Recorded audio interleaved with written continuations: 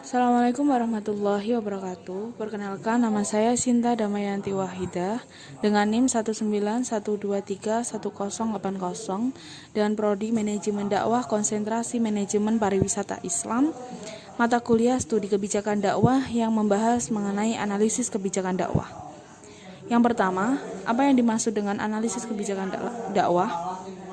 Yaitu suatu metode menggunakan argumentasi rasional dan fakta untuk menjelaskan, menilai, dan membuahkan pemikiran dalam upaya memecahkan masalah menurut pandangan Islam.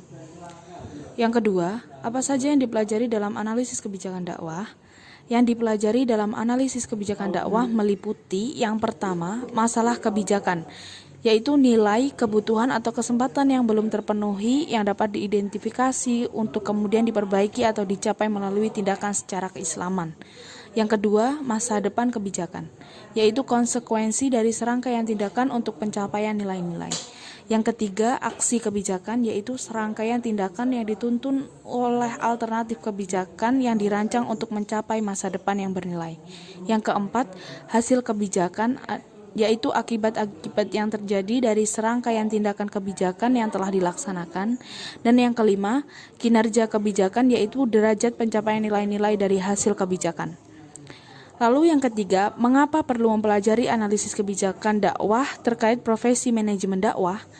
Perlunya mempelajari analisis kebijakan dakwah adalah yang pertama untuk memperbaiki proses pembuatan kebijakan dan kinerja terkait ajaran Islam. Yang kedua, efektivitas pembuatan kebijakan baik secara praktik ataupun teori tergantung pada akses terhadap pengetahuan yang tersedia, komunikasi, dan penggunaan analisis kebijakan dakwah. Yang keempat, apa manfaatnya? Yang pertama, manfaatnya yaitu membantu menghindarkan suatu kebijakan yang hanya memakai pertimbangan sempit atau pertimbangan kekuasaan semata. Yang kedua, meningkatkan kualitas kebijakan semula yang berkelanjutan. Yang ketiga, lebih fleksibel dilaksanakan masyarakat karena sesuai dengan syariat agama Islam. Lalu yang kelima, berikan satu contoh kasus kebijakan dakwah di Indonesia yang bisa dianalisa.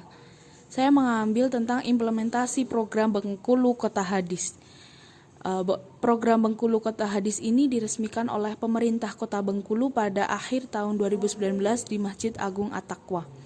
Helmi Hasan bersama Wakil Wali Kota Dedi Wahyudi resmi mendeklarasikan Kota Bengkulu sebagai Kota Hadis di Masjid Agung At-Taqwa pada Selasa tanggal 31 Desember 2019 yang lalu.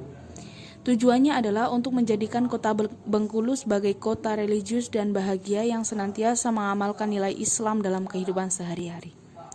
Pemerintah Kota Bengkulu dan masyarakat berkomitmen untuk meningkatkan ketakwaan dan menjalani kegiatan positif. Untuk itu menargetkan seluruh warga Kota Bengkulu dapat menghafal minimal 40 hadis.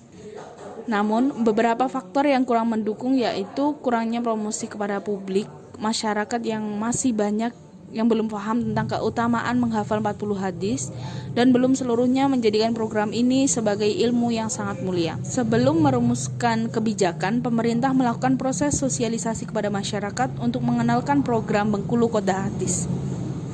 Hal ini dilakukan agar masyarakat memahami dan tertarik untuk ikut berantusias dalam suatu program yang dibangun oleh pemerintah. Dalam merealisasikan program Bengkulu Kota Hadis ini, pemerintah bekerja sama dengan inisiator Kota Hadis, anggota tim percepatan pembangunan Kota Bengkulu, trainer dan tim duta hadis lainnya ditunjuk dan dipercayai sebagai pengurus program Bengkulu Kota Hadis dan diminta untuk menjadi pengajar atau pementor para peserta hadis. Program ini juga melakukan kerjasama dengan pihak dinas sosial, dinas pendidikan, dan dinas-dinas terkait lainnya.